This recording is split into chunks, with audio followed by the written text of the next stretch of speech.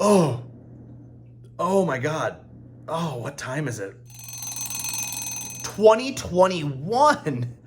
Oh man, I lay down for 5 minutes in March of 2018. Oh no.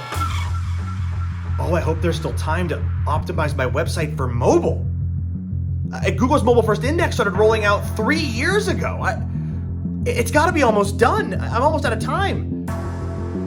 I have to start now. I know.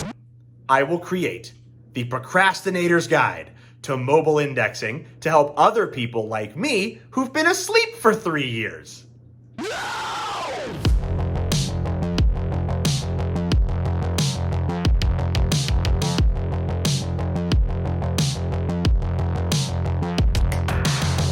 So just as a refresher, when we say mobile first indexing, what that means is that Google is looking at the mobile version of a website when determining where to rank it in Google search results. Now, over the last 3 years, Google has been moving all websites in its index over to mobile first indexing. And over the next couple months, that process will be completed, which means that in the next couple months, every single website in Google's index will be judged based on its mobile version. Now, for years, we in internet marketing have been saying having a good mobile optimized website is important, but now, at least as far as SEO is concerned, it's absolutely critical. So let's get into some tips to help you get up to speed.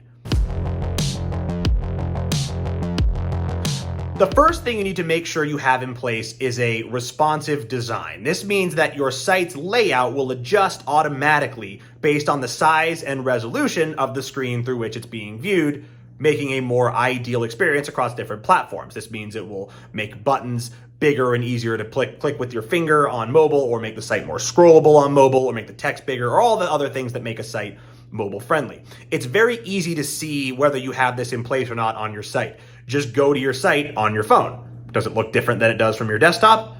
That's good. If it looks exactly the same, that means you do not have a mobile responsive design or theme. So if your site uses a theme like from WordPress, just upgrade to one that does have mobile responsiveness.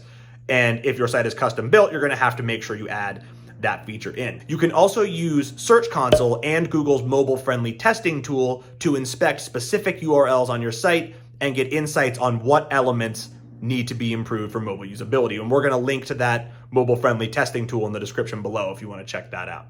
One thing to pay particularly close attention to when it comes to your responsive design is how it affects your site's navigation. Your site should not be harder to navigate on mobile than it is on desktop. So pay particular attention to that and make sure to test your navigation often. Also be sure to keep an eye on your mobile traffic and analytics to make sure people aren't dropping off or staying on your site for a shorter amount of time than they are on desktop because they're having difficulty navigating.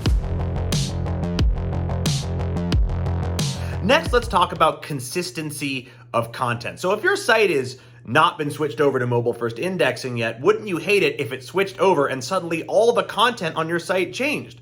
Well, if the content on the mobile version of your site and the desktop version is not consistent, that's exactly what could happen. And content, as we know, is incredibly important when it comes to ranking highly on Google. So it's very important to make sure that your content is consistent. That includes things like header tags, text, images, video, metadata, all those things, but also structured data markups. Don't forget about those because you want to make sure that your site is eligible for rich results on both desktop and mobile. And you can actually use Google's rich results testing tool to test both mobile and desktop versions to make sure that they are both eligible. And finally, the last thing I want to talk about is Core Web Vitals. Now, we've talked about that on this channel before. It's the metrics by which Google measures how well your site loads, performs, etc., etc. Now, if you've been checking the desktop version of your Core Web Vitals scores, but not the mobile version, that needs to change right away. You need to be checking the mobile version of your Core Web Vitals scores because that's what's going to matter if you switch over to mobile first indexing. Now, if you use Google's Page Speed Insights tools, it can check both desktop and mobile for you. So make sure you're checking the mobile results and be sure to check to see what insights Page Speed Insights gives you as far as how you can improve your scores. It'll be things like lazy loading, using cached images, or removing unused JavaScript or CSS, whatever it takes to get your pages up to speed. So those are our tips for getting your site optimized for mobile. But just as a reminder, This is about so much more than appeasing Google's mobile-first algorithm. We in internet marketing have been talking about the importance of mobile sites for years now, and it's because people make purchases on mobile. That number is up to over 70% of e-commerce sales now are done over mobile. So having a good mobile site isn't just about appeasing an algorithm, it's about appeasing your customers and helping them have a good experience when they're making a purchase from your site. So don't just do it for Google, do it for the customers who are coming to your site on mobile.